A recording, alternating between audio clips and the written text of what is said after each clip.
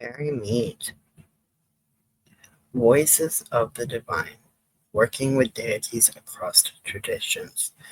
In this video, I'm going to discuss a little bit about why humans seek gods and goddesses, how deities differ across cultures, cultural context and respect, syncretism and blending traditions, challenges and responsibilities, how to approach deities respectfully, and a closing reflection on unity in diversity. Since the dawn of humanity, we have looked at the sky, at sea, at the storms, and felt something greater than ourselves. We gave names to thunder, we gave faces to the sun, we wove stories around the harvest and songs around the river. And in these stories, we found gods, deities, powers that spoke back to us. But here's the truth: no single culture has ever owned the divine. The divine is vast, and human tongues have shaped it in 1,000 different ways. To work with deities from different traditions is to walk in a hall of mirrors, each reflection different, but each reflection still light. A deity is both universal and specific. Universal because love, war, birth, death, these forces exist everywhere. Specific because each culture frames them in its own language, its own symbols, and its own traditions. Take the goddess of love. To the Greek, she is Aphrodite. To the Romans, Venus. To the Yoruba, Oshun. To the Hindus, Parvati and Lakshmi. The faces change and colors shift, but the essence, the current of attraction, beauty, fertility, etc., flows through them all. This is why working with deities across traditions require both open eyes and humble hands.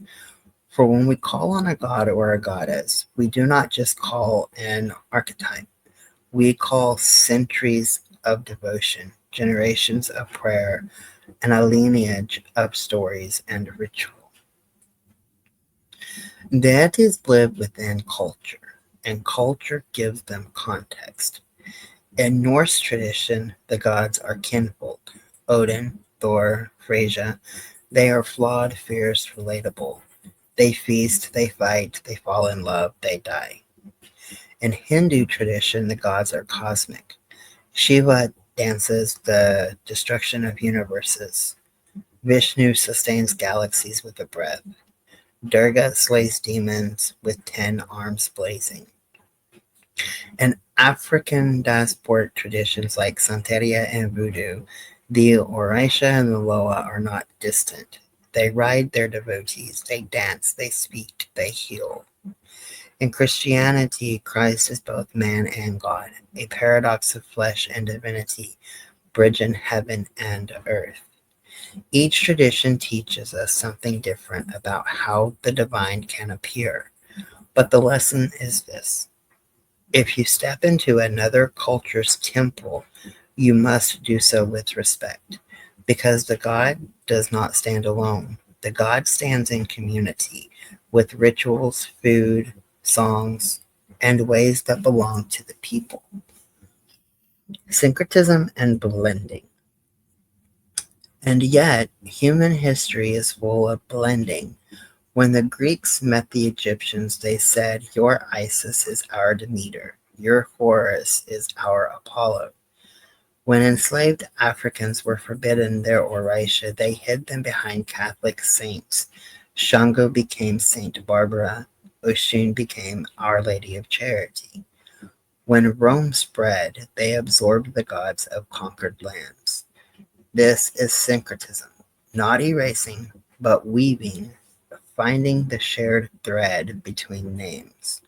And even today, modern practitioners blend paths: a Celtic goddess on the altar beside a Hindu deity, a Norse rune cast while burning frankincense to an African spirit.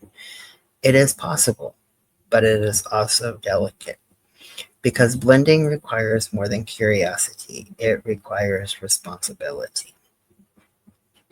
When working with deities from outside your own culture, there are questions that you must ask. Am I learning from those who carry this tradition or only from books and outsiders?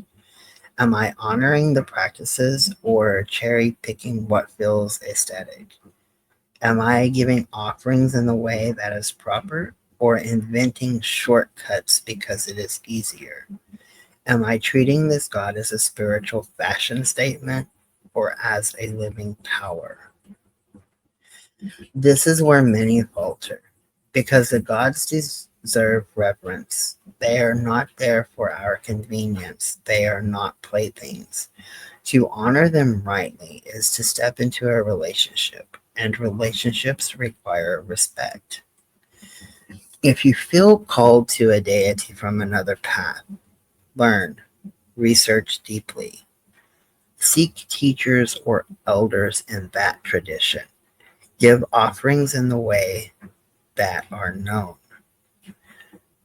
acknowledge where the tradition comes from, honor both the God and the culture that holds them, and most of all, listen. Because deities are not silent. If you approach humbly, they will show you how they wish to be honored. To work with deities across paths is to stand at a crossroads. Every culture offers a different voice of the divine. Every god is a flame from the same fire, every goddess a wave from the same sea. When we honor them rightly, we honor the diversity of humanity itself. And we remember, the divine is too vast for any one tradition to contain. It speaks in every language, it sings in every song, it wears every mask, and yet remains whole.